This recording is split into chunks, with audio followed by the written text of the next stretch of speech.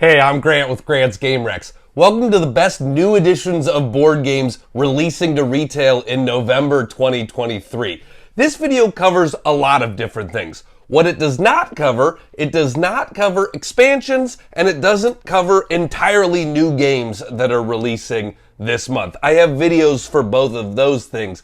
This video covers reimplementations of old games, maybe just new editions of an old game. A reimplementation sort of means like, hey, we changed the theme, maybe we changed the name of the game, but it's still mechanically the same as an old game. A new edition would just be like, hey, maybe we updated the artwork, maybe we tweaked the rules. And then in this video, I also include new games in an established series of games where it's like, you know, it's sort of in the same world, but maybe this is a new case if it's a detective game or something like that. So I hope you find something that you're excited about here in the best new editions hitting retail in November. Asmodee and Pretzel Games are releasing Challengers Beach Cup. This was originally announced as Challengers 2, but they changed the name of it to Challengers Beach Cup. And this is essentially the sequel to the game Challengers that came out a number of years ago. And, you know, one of the things to note is this is a standalone game, but it can be mixed and matched with the original Challengers to create new combinations, new experiences. So they are compatible together.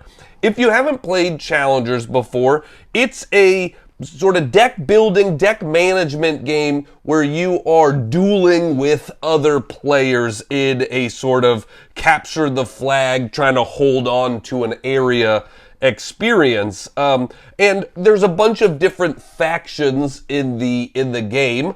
And that's one of the things that sets this one apart. It's different factions than the first game. And so you'll be sort of adding to your deck with those factions, making your deck stronger, and then playing against someone else, trying to, control different areas. They do also have a sort of mega epic version of the game where you could play against people playing Challengers 1 and create a 16-player game. Because this one, Challengers Beach Cup, plays 1 to 8 players in 45 minutes and is a medium weight game. But if you have both versions, you could play like a 16-person tournament sort of game of it, which does sound pretty epic. So if you were a fan of the original Challengers, here's a new version for you. And also noting that this one, this version, Beach Cup, contains 16-card Trainers expansion that gives each player a unique power. So you will start the game with your own unique power if you want to play using that expansion. So that is in the box here with Challengers Beach Cup. Bezier Games is releasing Castles of Mad King Ludwig 2nd Edition. If you haven't played Castles of Mad King Ludwig before, it's one of the best polyomino tile laying games where you are building out a castle, but the king is mad, and so your castle is weird. You're putting, things that don't really work together next to each other, and it's all different size rooms, and you're going to score points for a bunch of different ways. Not that long ago, Bezier released the Castles of Mad King Ludwig Royal Collector's Edition, which was a very deluxeified edition version of the game. So in this 2nd edition, it's much more moderately priced than the Royal Collector's Edition. It's about half the price, but it includes all of the same highly detailed and new artwork that the Royal Collector's Edition had as well. And then the other difference between this one and the Royal Collector's Edition, the 2nd edition doesn't come with poker chips, metal coins, or 20-player colored tokens, but it will come with game trays to make setup and breakdown faster. So a new storage solution over the 1st edition of Castles of Mad King Ludwig. So yeah, if you like tile laying games, if you've never played Castles of Mad King Ludwig, this is probably one to start in on because it's got, better art, better components, that sort of stuff. But gameplay is the same here as it was in the first edition. And that's a game I like a lot for sure. Days of Wonder are releasing Ticket to Ride Legacy Legends of the West. This is a legacy version of Ticket to Ride. Ticket to Ride is one of the best sort of gateway family weight games of all time, where you are playing cards to build train routes on a board. This legacy version, if you haven't played a legacy game, the idea of a legacy game is sort of you play it over chapters and you change the board state as you play, so that when you finish your game, your version of the game is different than my version of the game, because we have made different choices throughout the game. So Ticket to Ride Legacy Legends of the West is both of those things. Imagine a Ticket to Ride game and imagine mixed it with a legacy game. You are playing through 12 journeys across North America as 19th century pioneers. You're going to begin on the East Coast and you're going to work your way west, building train routes and overcoming obstacles and things like that. It's not a cooperative game. It is a competitive game. We are trying to make our own choices and do our own things on the legacy board. And then, at the end of the game, after 12 games of it, you have transformed Ticket to Ride into your own personal copy of the game, and then you can play it that way as well. Like, you end up with a playable version of Ticket to Ride at the end of it. It's not like you get through 12 games and then you have to throw it away. You're just playing on your specific board at the end of this sort of 12-chapter journey. Ticket to Ride Legacy plays 2 to 5 players in 20 to 90 minutes, and it is a medium weight game. It is, probably a little bit more complex than just base Ticket to Ride, because there are adding rules and adding different things as you play through it. Direwolf Digital is releasing Dune Imperium Uprising, and this was a hard game to place in my sort of series of retail videos. Is this a new game, or does it deserve to be in this new editions video? I'm not really sure. So Dune Imperium Uprising is a tweaked version of Dune Imperium, and they have added some stuff to it, but it is largely the same game as Dune Imperium. If you haven't played Dune Imperium, it's obviously set in the IP world of Arrakis, of Dune, and it's a game that mixes mostly worker placement, but some deck building, and it's a very popular game. It's in the top 100 on BGG, that sort of thing. Well, this version, Dune Imperium Uprising, is mostly the same game as Dune Imperium, but they've added some contracts that will expand your resources. They've added some spies to the game, so there are some tweaks, and they've streamlined some rules, but it's not like a whole new version of the game. If you have never played Dune Imperium and you want to jump into that system, into that world, this is probably the best place to start, because everybody says this is a better version of Dune Imperium. They have made improvements to the game, but if you already own Dune Imperium, do you need this version? That's up to you to decide. I'll let you sort of explore that on your own, but it is a improved version of Dune Imperium, but largely a similar version of Dune Imperium. So do with that what you will. It plays 1 to 6 players. That's a difference here. It can play 6 players, and plays 60 to 120 minutes, and is sort of a medium plus game, or maybe a heavy minus game. It's sort of on the border of medium and heavyweight games. So check that out, Dune Imperium Uprising.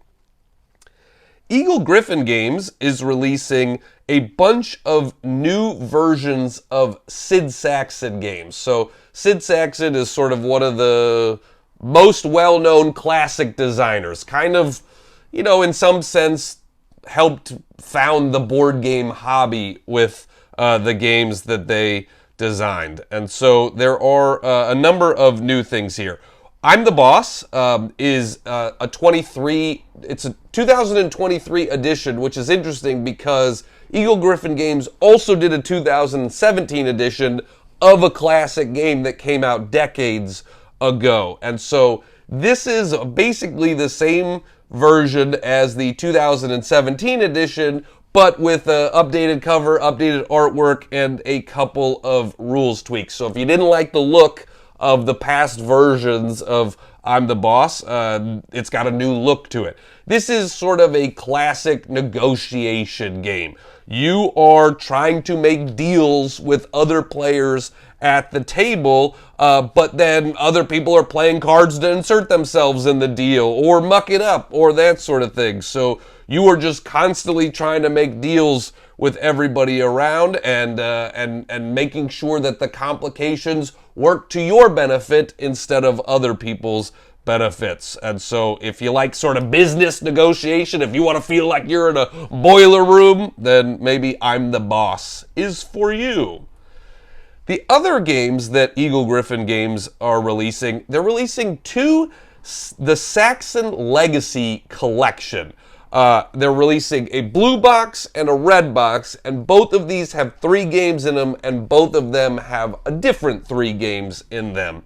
And one of the interesting things about these collections of games is that Eagle Gryphon Games has access to Sid Sackson's old journals and things like that. So some of the games in these collections are new versions of games that came out decades ago, and some of them are unreleased games that they found in his notes that had never been published, and then they got a modern developer to sort of, develop the game from Sid Sackson's journals, from his notes, and now have put out this sort of never before seen version of a Sid Sackson game. So that's pretty cool. It's pretty interesting. A pretty, unique origin story for some of these games here. The first one I'll get into is the Blue Collection, the Sackson Legacy Collection Blue. The 3 games that are in here are I'm the Boss, the dice game. So I just talked about the regular version of I'm the Boss, but now we have a dice game version. So this was an old game, you are going to be still negotiating deals with other players in order to earn the most money, like the regular version of the game, but you're rolling dice to attempt to become experts in various subject fields and to become the boss of deals for increasing values of cash. So adding some dice rolling to the game I'm the Boss. Then the next game in this collection is Banana Blitz. It is a trick-taking card game similar to Hearts, where players are working to avoid taking banana cards, but must be careful not to let any one player collect too many in a single hand, lest everyone else suffer a penalty. So if you like trick-taking card games, Banana Blitz is one of those. And the third game in this blue collection is Scope.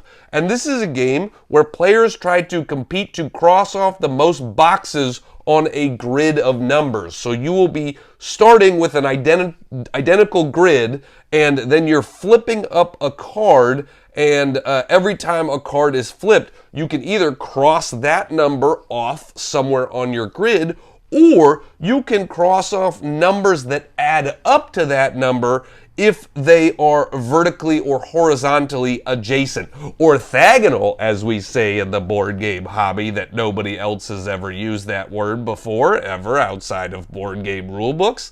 But yeah, you can cross off the number, or you can cross off things that add up to the number if they are orthogonally adjacent. So yeah, and then the next version, the Sackson Legacy Collection Red Edition has 3 different games, as I mentioned.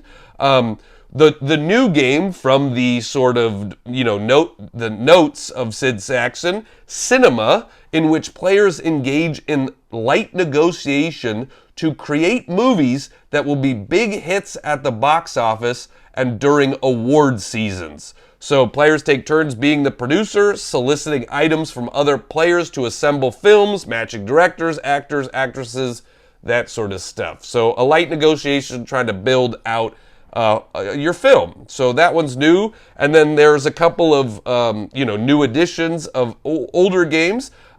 Dig Site, which was originally published as Corner. 2 players or 4 players in teams take turns moving their trowel tokens to different rows of the board, taking gems where their trowel and their opponent's trowel intersect. And then this version also includes Bowling Solitaire, which is a game from decades ago that still has fans. It is a single-player game, and it's a solitaire game, but with the theme of bowling. You are trying to knock down pins during frames and that sort of thing. So, yeah, if you want to see more of Sid Sackson, Eagle Griffin has you covered there. Flat River Group and Funforge are releasing Tokaido Duo. This is a 2-player only version of Tokaido, similar to, how Seven Wonders was a game that came out and a number of years later they released Seven Wonders Duel. Well, this is sort of that same thing. Tokaido has been a very popular, very beloved, welcoming game for a long time, and now this is the 2-player only version of it. Plays in 20 to 30 minutes, and it is a sort of light plus game.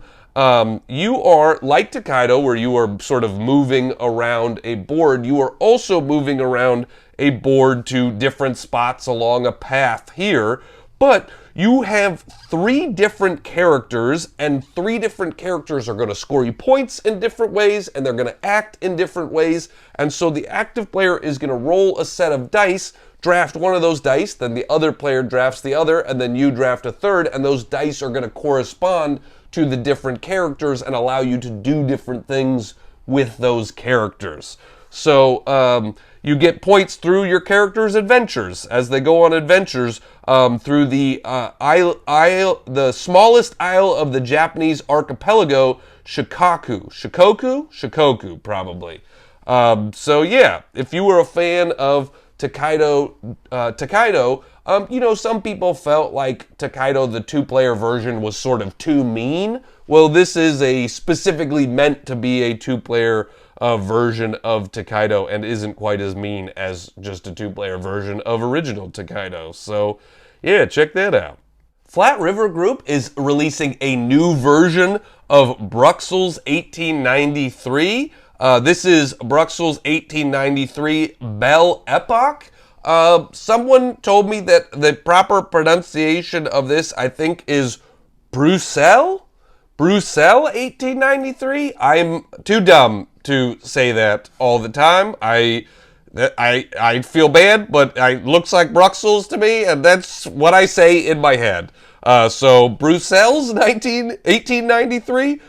This is a medium weight game. It is a worker placement game, but has some, it's got bidding and area control majorities involved. So it's got more interaction, more player interaction than a lot of worker placement games, because you will be placing out your worker and getting the available action where you play it, but then having more workers around central hubs is going to get you points in different ways. Having more power in a row, in a column, is going to get you certain benefits. So you are putting money down while you put workers down, trying to win those area majorities.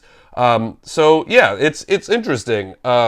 It's plays 2 to 5 players and plays in 60 to 125 minutes. I have played this one, and it definitely took me closer to that 2-hour play time, but that was the first time I was playing, and I liked that it had more interaction than some worker placement games. The reason it's called Belle Epoque is because this version of the game comes complete with this Belle Epoque expansion that is offered in the box here, and so with the expansion, players are going to experience new public figures and works of art, blocker tiles and endgame goals, special actions, and brand new material. So one of the cool thing too is the sort of the board is modular, because based on the round you're going to put out this sort of little bracket, and the bracket essentially says only these spaces are available, or only these spaces are available. So the board is sort of changing every round what you have access to, what you can, the actions that you can do with your worker is sort of limited by where this bracket is placed. And that's like kind of a new unique thing as well I haven't seen in other games. So if you're a fan of Euro-y type of placement games, check out Bruxelles 1893 Belle Epoque. Flat River Group, in association with Slugfest Games, is releasing The Red Dragon Inn 9, which is the Undercity. So The Red Dragon Inn is one of my favorite themed games. You are a bunch of adventurers after the adventure. You are not actually doing the adventure in the game. You have slayed the dragon, you have beaten the dungeon, you have done whatever you were going to do, and now you are drinking in a pub, celebrating, and you want to be the last person to pass out. You don't want to drink too much alcohol in the pub and pass out. You don't want to lose all your gold that you just earned on your quest, gambling it away here. And so it's a really fun theme. This is called Red Dragon Inn 9 because there have been 8 previous versions, and they all play very similar in terms of what you are doing, where you are trying to drive up other people's alcohol and drive down their fortitude, you're gambling, but each of the versions of the game has new characters in it, and those new characters have their own specific deck of cards, and they have asymmetric abilities. You know, one of them might be better at stealing gold from other people. One of them is like super good at drinking a bunch of drinks, that sort of thing. And so this is the same. It comes with 5 new characters for the game. There's Dale the Mycologist, Beat Sergeant Yigella, Dr. Tursi, Jet the Courier, and Petra the Devious. They all reside in the Undercity, sort of the underbelly of the world of Red Dragon Inn, why it's called Undercity. And so, yeah, if you like Red Dragon Inn, or if you like asymmetric character decks, that's a reason to check this one out. Plays 2 to 5 players in 30 to 60 minutes, and it is sort of that lighter plus weight game. Indie Boards and Cards is releasing a new version of the Sherlock files. This is Volume 7, Sinister Secrets. So the Sherlock files are detective-style mystery-solving games, but they come in a decently small box, and it's all just cards. You are playing out cards, determining which ones are important for you or not. That's one of the interesting things. You can sort of toss cards away if you think they're red herrings, but what if you toss away something you actually needed? And so it is a mystery game in a decently small box, a detective game. It plays 1 to 8 players, and in each case takes about 60 minutes or so. This box includes 3 new cases. You have to track down a priceless diamond necklace that vanished after a glamorous Hollywood party. Or another case is unravel the sordid tale of a man who was murdered before the eyes of his own mother. And the third case, investigate the supernatural secrets of a haunted hotel room that kills anyone who tries to stay in it. So if you like detective games, one of the nice things about this one is because it is a smaller box, it's a little bit more of a portable detective mystery solving game. Indie Boards and Cards is also releasing the Sherlock Files Junior Introductory Investigations. So, you know, as you heard with the talking about the Sherlock Files Sinister Secrets, those are decently adult themes, right? It's murder, it's robbery, that sort of thing. Well, the Sherlock Files Junior attempts to be a version you can play with your kids. Still a mystery-solving detective-style game, but now this one also has 3 cases in it, but the cases are things like figure out why a meerkat was stolen from the zoo, or follow in the footsteps of a young girl who went somewhere after school and hasn't made it home yet. Where did she go? Get to the bottom of some stinky business. Who left dog poop in the park? So much more sort of themes that work for kids rather than murder and stuff like that. Just like all Sherlock Holmes games, it plays 1 to 8 players in about 60 minutes, and you can play it with your kids if you want a mystery game for them. Pegasus Spiele is releasing a new version of Memoarrr, and the reason it is, said and spelled like that is because it is a memory game with a pirate theme. So, Memoarrr. And so in the game, you are basically putting out a bunch of cards, and then you flip over a card, and then you have to flip over another card that matches either the animal or the background color on that. And so you do that until somebody can't do it, and then they take a volcano card, and the last person sort of standing in the round gets some treasure. And so the cards stay the same the whole game. So as you play multiple rounds and you have to remember where those cards, I remember there was a crab over here, I can do that one right now. And so you're trying to remember where all the cards were. There is an advanced version too, where each animal that you flip over has an additional special action that is triggered with it. So that kind of, ups the strategy of the game. It plays 2 to 4 players in 10 to 20 minutes and does play kids. It's a lightweight game. You can play it with kids, and you can play it with pretty young kids without using those animal actions, or you can play it, with those animal actions if you're playing with older kids. This was released a number of years ago. This new version is largely the same, but has some updated artwork in it. And then the other thing that Pegasus Spiele is doing is releasing a beach edition of Memoarrr. And so same gameplay, same flipping over tiles, trying to remember where stuff is, matching the animal or the background. But this beach edition has fully waterproof tiles in it, and comes, instead of a box, it comes in sort of this little mesh netting that is easy to take to the beach, easy to throw into a bag, that sort of thing. So same gameplay, but just waterproof game materials and a handy carrying net. Renegade Game Studios is releasing a second edition of Ex Libris. This is a game where you are doing some worker placement and then building a tableau of book cards to build out your library, getting different points for placements and things like that. And so this is a new edition. It's largely the same gameplay as the original edition of the game, where you are collecting, arranging books in your fantasy library. Has the worker placement that the original does. This one does include a solo mode in the game, and then also it's a different box size. They made it a smaller box size, and along with that, it's a lower price point than the original game.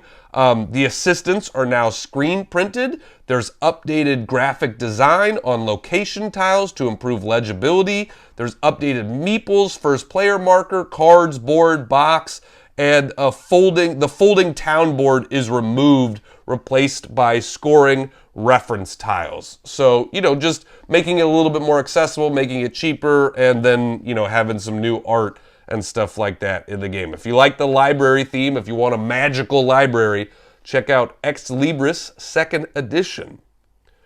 Renegade Game Studios is also releasing The Search for the Lost Species. The Search for Lost Species. There's no the in there. I tried to put a the in there. Bad Grant. No the. The Search for... Well, actually, there is a the. The first word is the. There's no the in the middle. Correction here. The Search for Lost Species, not The Lost Species. The Search for Lost Species. How long can I belabor this thing right here? So this is a reimplementation of the game, The Search for Planet X. So same mechanisms, same gameplay as the Search for Planet X, but a new theme, a new title, new artwork. So the Search for Planet X was a space theme deduction game. You had to play it with an app, and the app would set every game. It would set a place for Planet X, and then you were having to use deduction and logic to figure out where it was.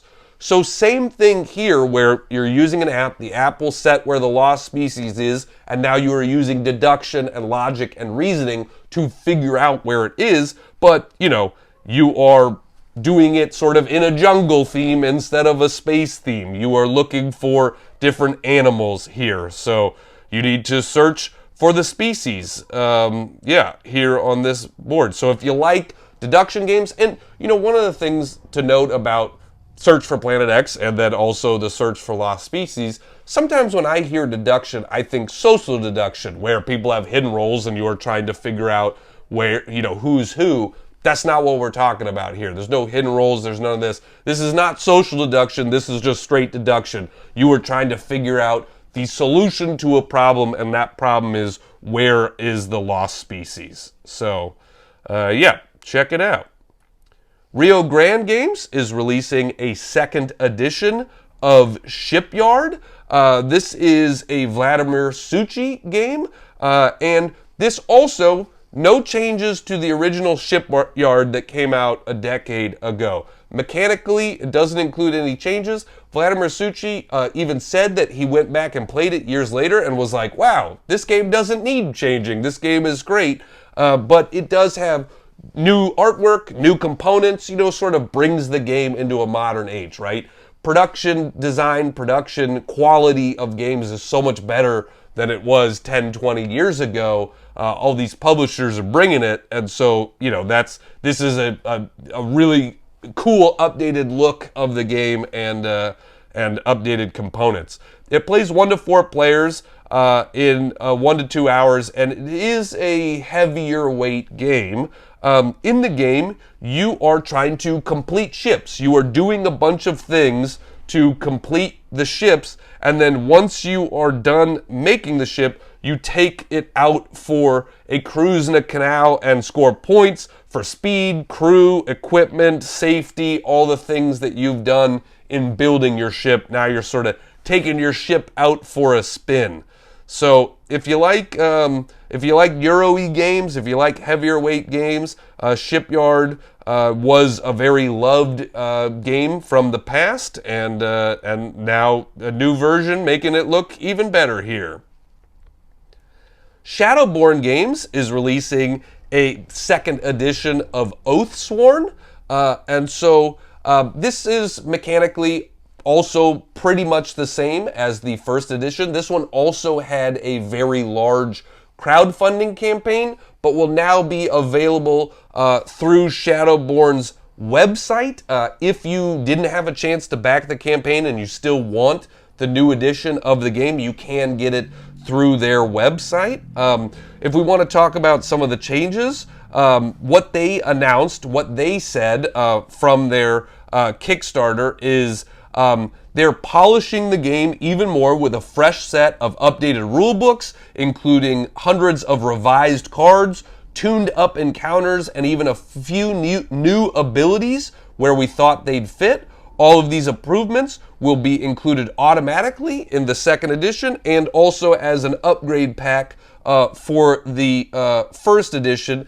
In addition, they're also releasing, you know, they're fixing some typos and things like that in the rule book, just sort of streamlining the game, tweaking a few things here and there, but largely the same gameplay.